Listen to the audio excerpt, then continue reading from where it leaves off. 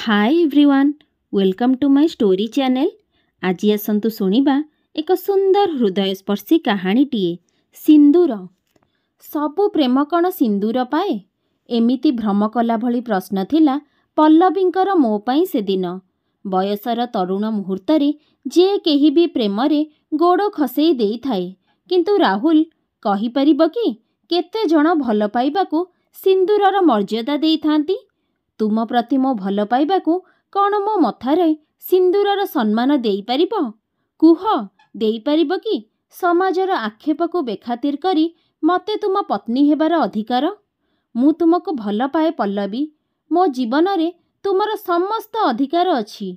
भल पाइबार स्वीकृति तुमको देइछि, आउ मो घरर बधू करिबार अनुमति मध्य निश्चिंत परिवार लोक देबे बोली मोर आशा और विश्वास। आम संपर्क मध्यरे थिबा आत्मविश्वास ही आमको गोटिए डोरी रे बांधी रखिछि। धैर्य धर, सबु ठीक हे जीवो पल्लवी। किछि दिनर मान अभिमान भितरे शेषरे माँ राजी होई जाइथिले पल्लवींकर सह मो विवाह कराइबा पाई। टिके मन उणा थिला माँकर। जीवन चक्र रे थिबा टिके व्यतिक्रम ही कौनसी गुरुत्वपूर्ण निष्पत्ति नेबा बेले बाधा उपजाई थाए। एहा थिला आम दुहिंकर जाति प्रथा नेइकी। पल्लवी थिले जातिरे ब्राह्मण, आउ मु खंडायत घरर पिला। पल्लवींक सौंदर्य आउ व्यवहार रे जे केही खुशी होई जीवो, किंतु माँकर परंपरा गत चालीचलन तथा रीतिनीति नियम को मानी पल्लवी निजको खाप खुआई चलिबा टिके असंभव लागुथिला। काहींकि ना पल्लवी थिले संपूर्ण मॉडर्न।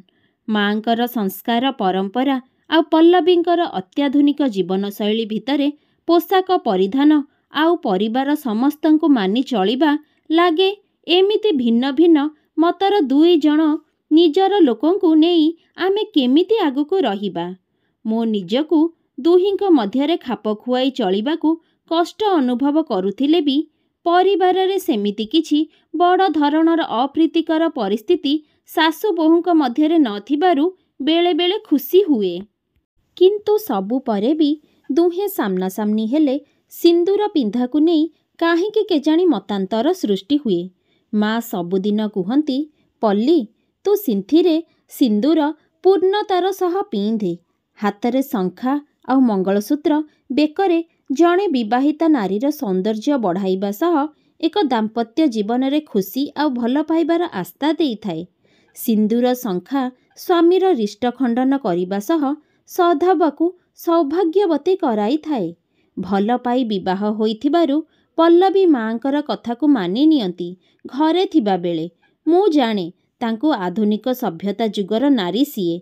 मो मनरे थिबा माँकर सम्मान पाई से सिंदूर पिंधिबार अभिनय को सुचारू रूपे निखुण भावरे करि दियंती।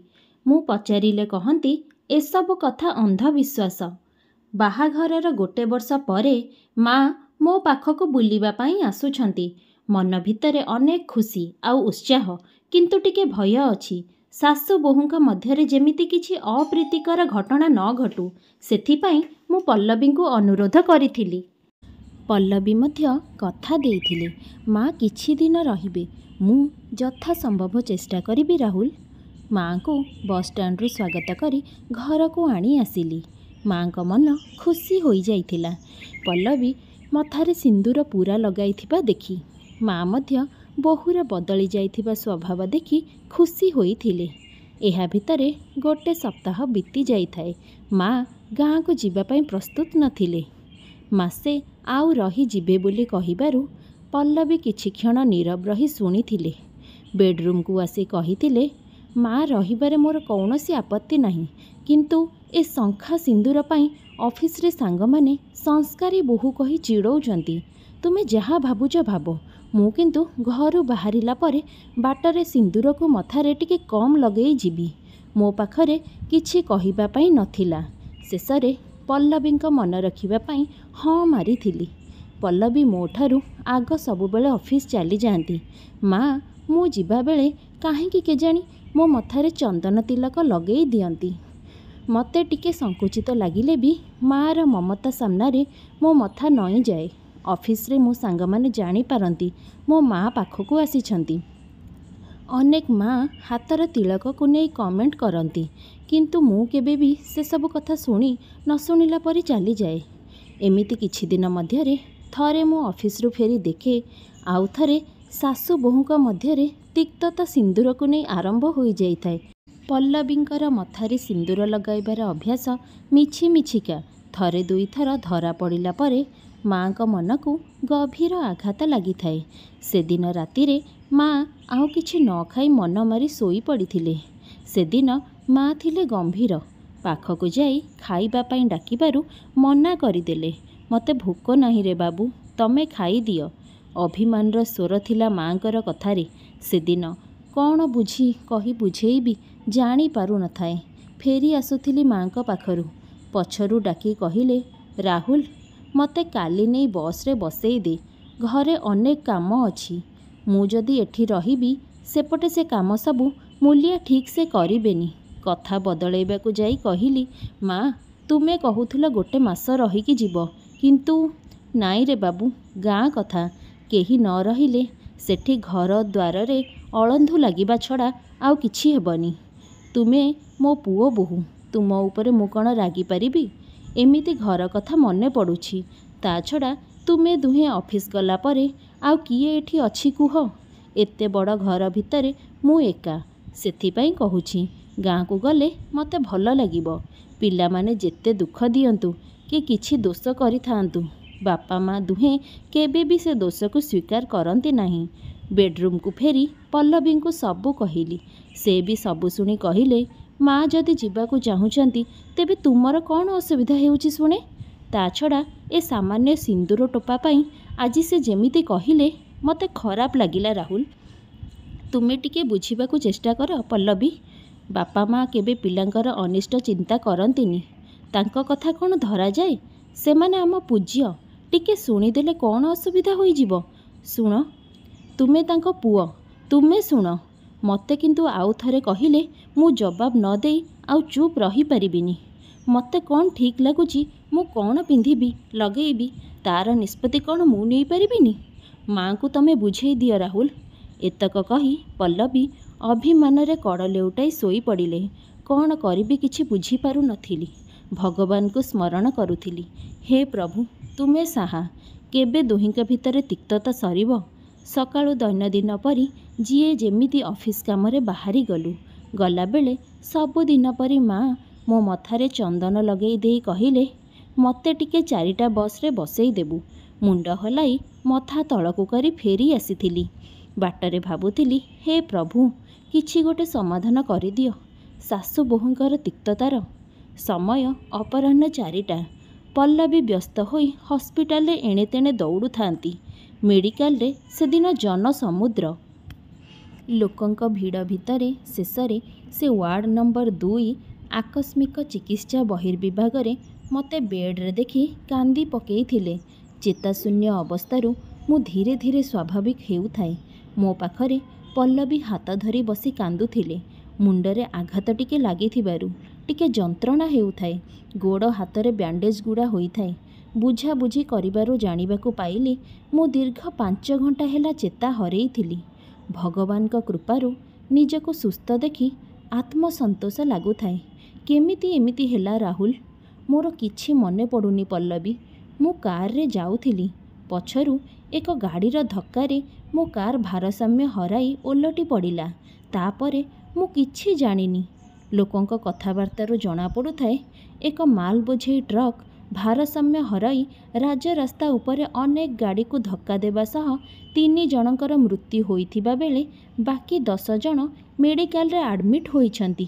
ସେମାନଙ୍କ ମଧ୍ୟରୁ ମୋତେ ଛାଡ଼ିଦେଲେ ବାକି 9 ଜଣ ଅତ୍ୟନ୍ତ ଗୁରୁତ୍ୱପୂର୍ଣ୍ଣ ଅବସ୍ଥାରେ ଅଛନ୍ତି।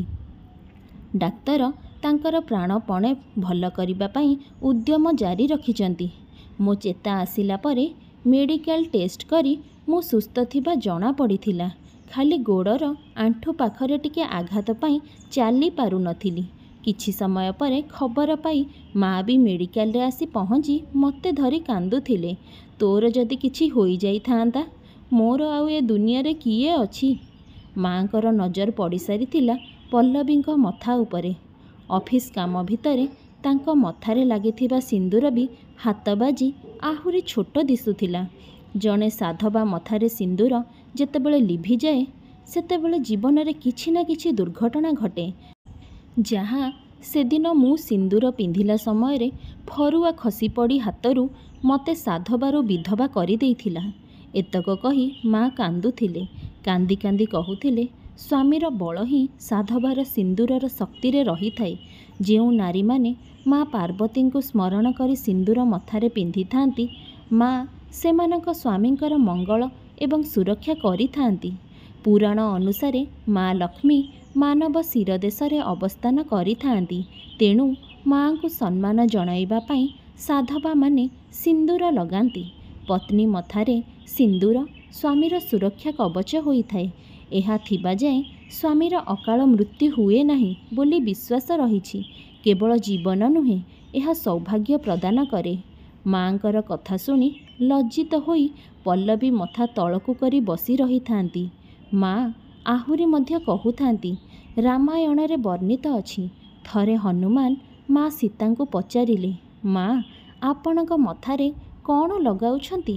ମାତା ସୀତା କହିଥିଲେ, ଏହା ହେଉଛି ସିନ୍ଦୁର।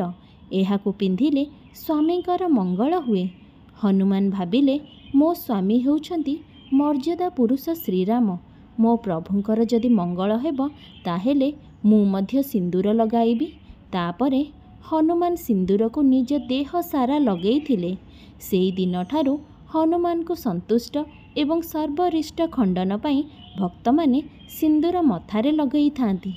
ବୁଝିଲୁ ମା ପଲ୍ଲବୀ, ମୁଁ ଜାଣେ ଏହା ବିଶ୍ୱାସ କି ଅନ୍ଧବିଶ୍ୱାସ, କିନ୍ତୁ କଥାରେ ଅଛି ଭକ୍ତିରୁ ହିଁ ଶକ୍ତି ମିଳିଥାଏ। ମୋତେ ପଚାରିପାରୁ ଏ ସିନ୍ଦୁର ମୋ ଜୀବନ ପାଇଁ କେତେ ମୂଲ୍ୟବାନ ଥିଲା।